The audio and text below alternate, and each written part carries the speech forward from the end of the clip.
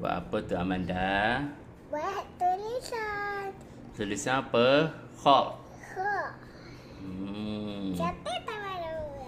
Cantik. Ni siapa buat banyak-banyak ni? Amanda.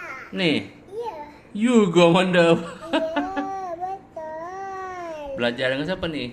Seorang-seorang. Apa ni? Jangan Umi lah. Aduh, pula baju seseorang. Cantiknya.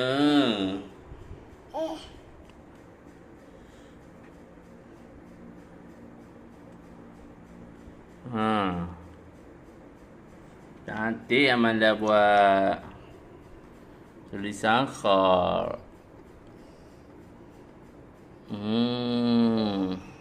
Ya.